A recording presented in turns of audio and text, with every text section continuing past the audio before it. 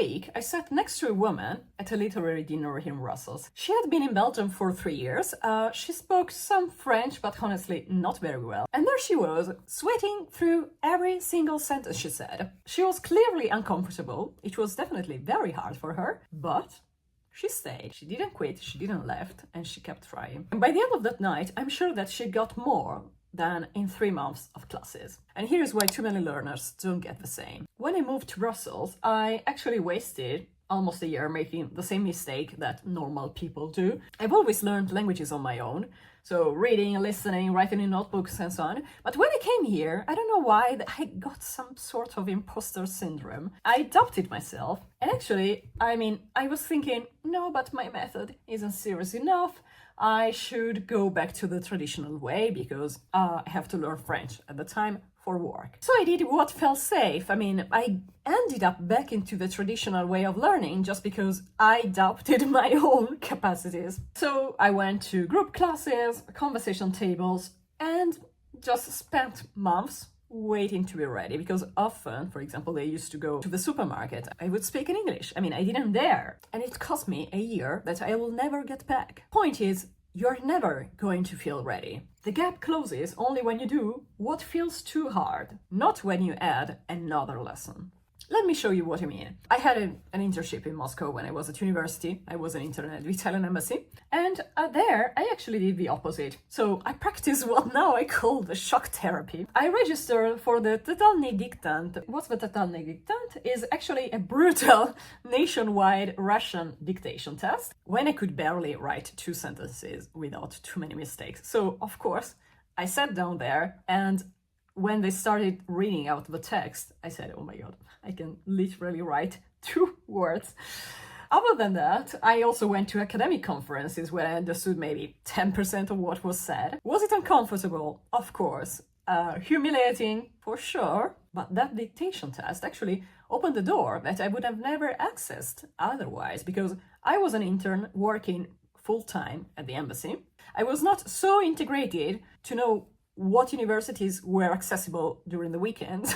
If I was allowed to go there without being a student, I wouldn't have dared at all. This dictation test actually got me into a Russian university, which was, anyway, something interesting just to see how they were. The kind of vibes, what you could see. It was really cool. And this is something that would have never happened if I stayed at home. But I showed up anyway. And that really changed everything, because it's still one of the most memorable days that I had. And now let's go back to the woman at the literary dinner. So her story actually for me was quite familiar, because she had started French classes, but of course she was too tired from work, and so she had to quit. Of course.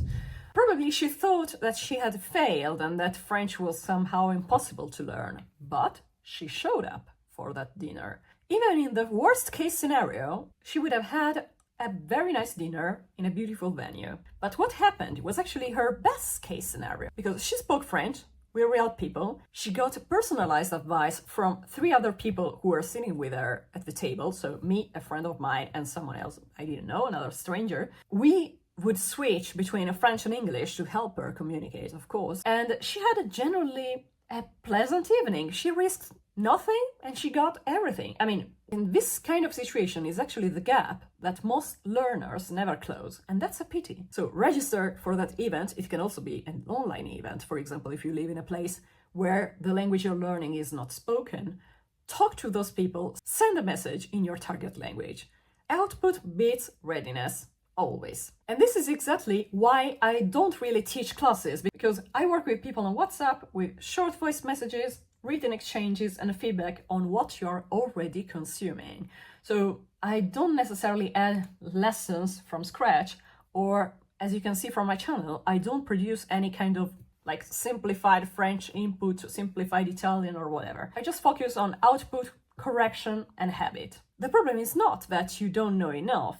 Most of the times is that you're not producing enough and you're not getting feedback on what you're actually saying. My method works across all the languages, and I have my structure that I apply to every single one. So my point is not adding more to your plate, but use what you already have. Because I'm not passionate about one specific language, I'm passionate about the learning process, just bringing people to a better result at a fraction of the time and energy that we would put through traditional methods. If you're done waiting for the right moment, and if you want some structured progress that doesn't depend on your weekly classes, you could send me a message, but only if you're serious. I mean, there is no way around. You have to show up. I work with people who want and need more output. So let's build together your version of that literary dinner. And if you're wondering whether you need a specific level to work with me, check out this video.